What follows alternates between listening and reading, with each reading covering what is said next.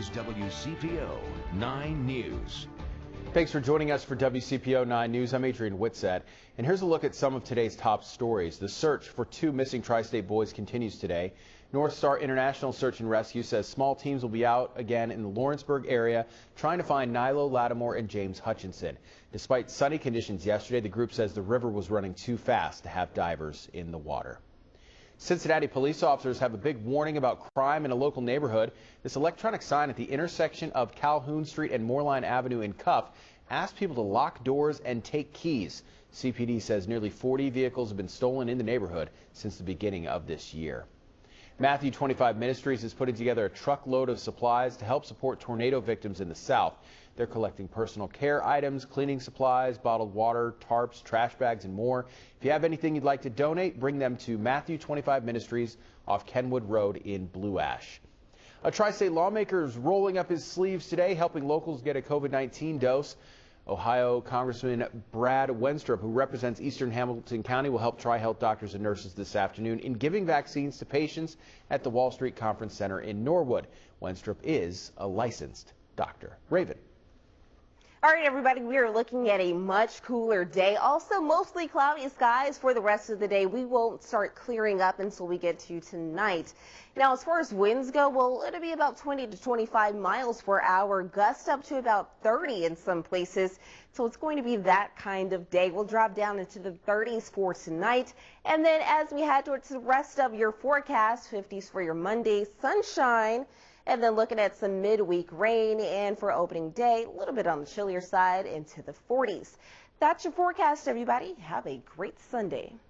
Rescue crews spent hours Saturday here at Grant Lake in Brown County trying to find two men. According to Brown County dispatchers, one man in a kayak tipped over in the lake and another man on shore jumped into the water to try and save him. Search and rescue crews were trying to find and save both of those men Saturday afternoon. The call came in around 4:15. Several departments were on scene, including the Ohio Department of Natural Resources and the Bethel Tate Fire Department.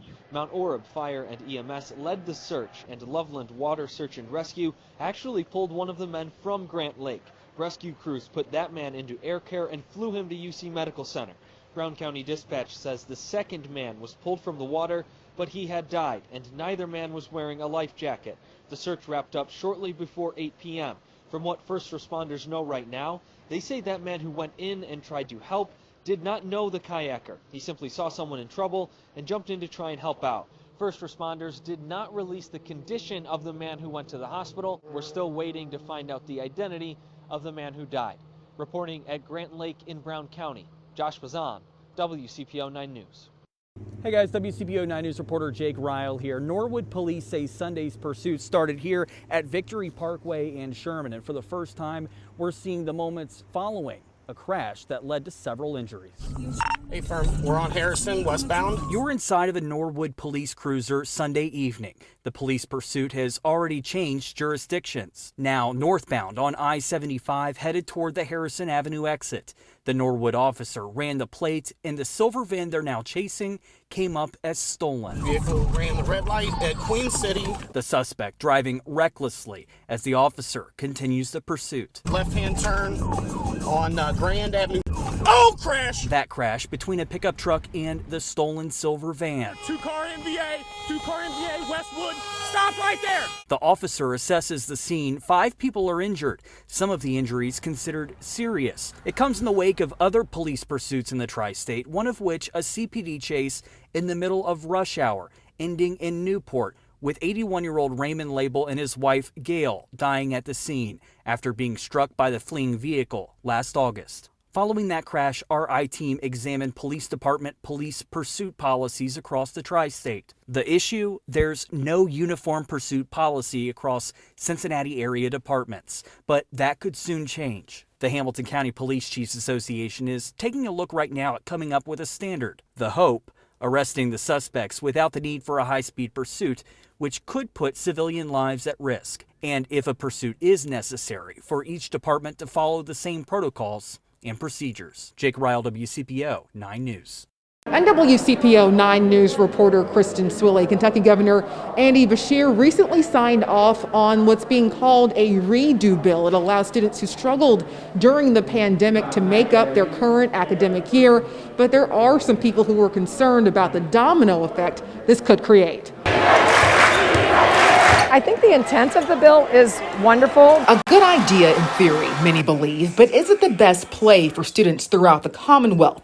Mother and teacher Kathy Bessler is optimistic, but unsure. I don't know about the implementation. I see a lot of kinks that have to be worked out. Among them, adapting course selection currently based on a 4-year plan and budgetary concerns. What if everybody took you up on this and all of a sudden now you have another 20% more students?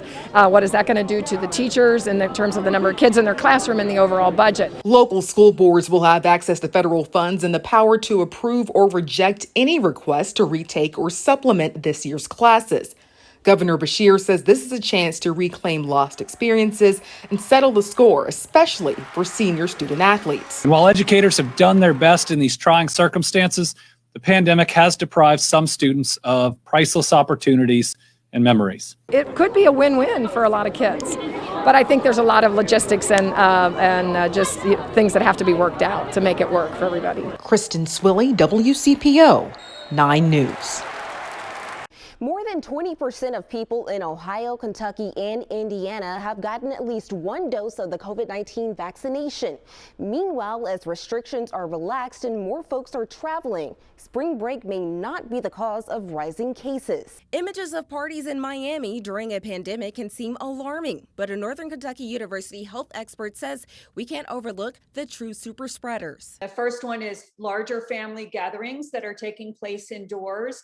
And the second are in places like restaurants and bars and places where you would go and you want to take off your mask so you can consume something, but perhaps the ventilation isn't good or you're not socially distanced or you're hanging out there for a few hours. CVG expects airport travel to increase by 50% over spring break and into the summer.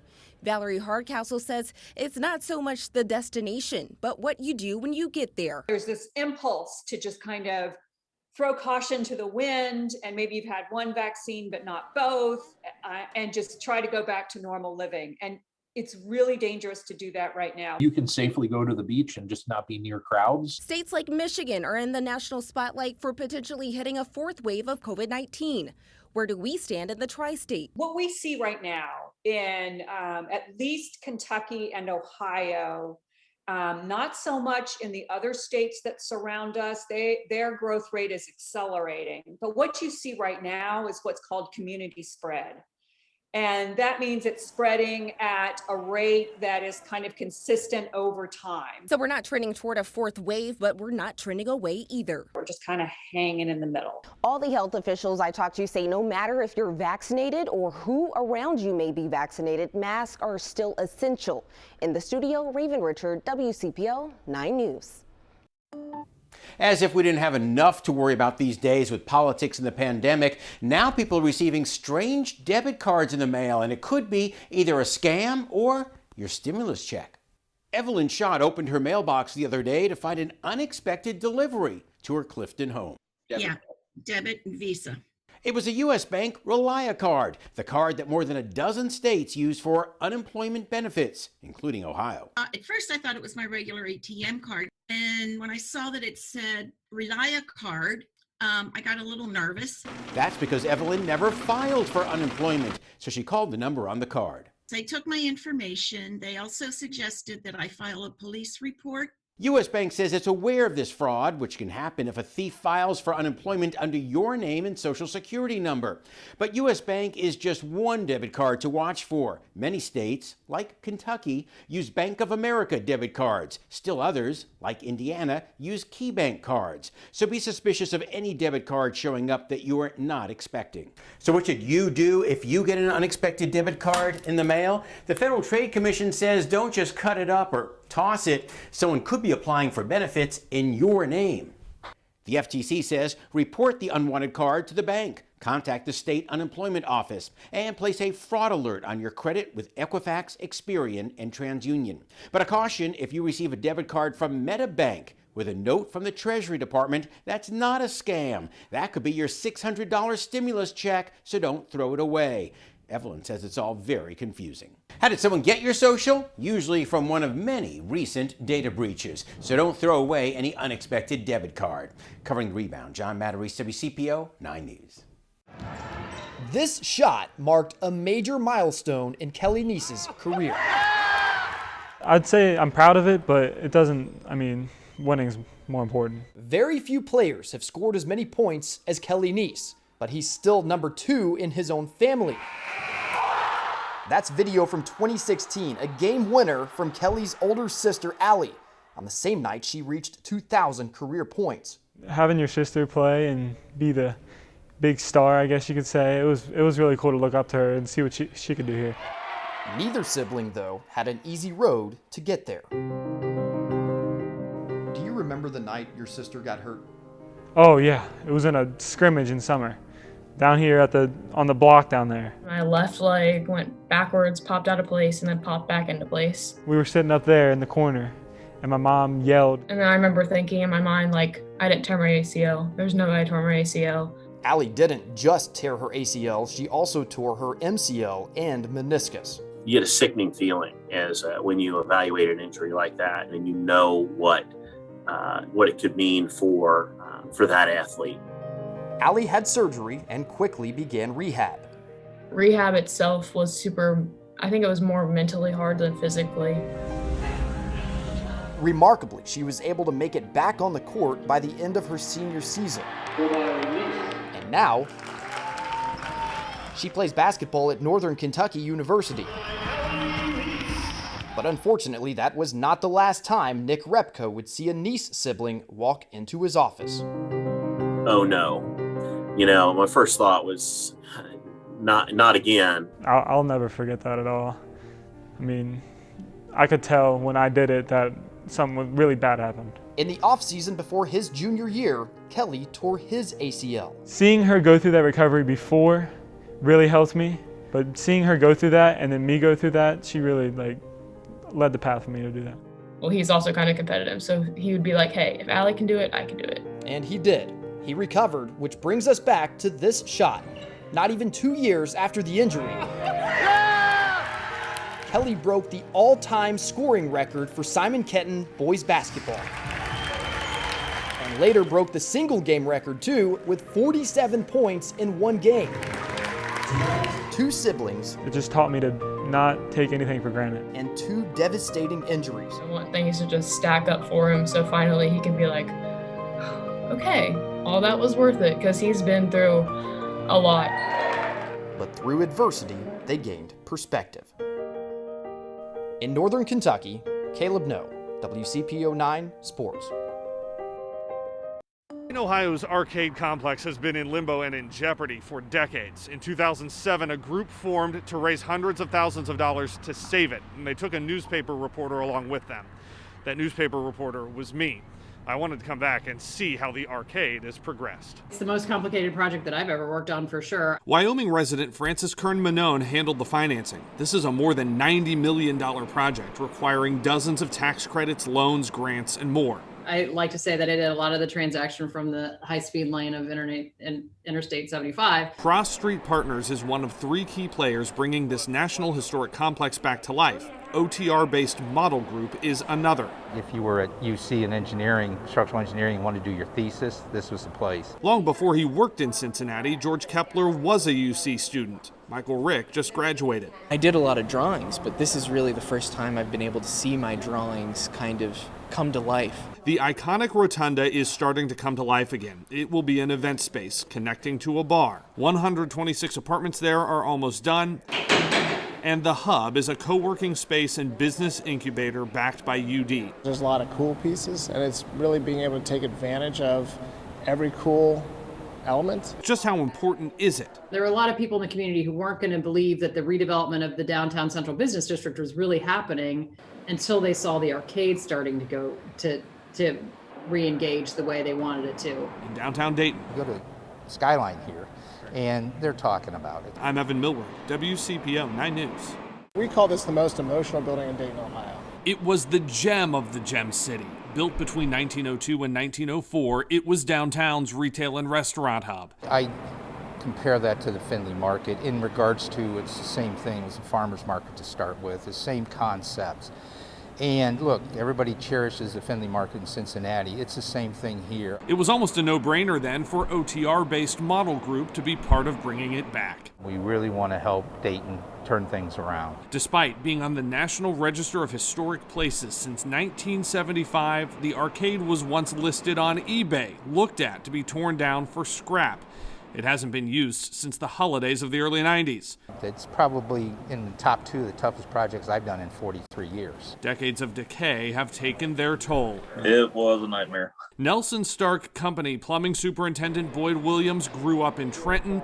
He got more than his name from his dad. I knew my father and my father-in-law worked there back in the late 80s. Imagine his surprise finding an almost untouched office with their time cards sitting on a desk in the arcade basement. You can see the 8/1/89 date. Then my father-in-law is the top, Hager back, and second to the bottom was my father's name. I'm the third, so there's Boyd Williams.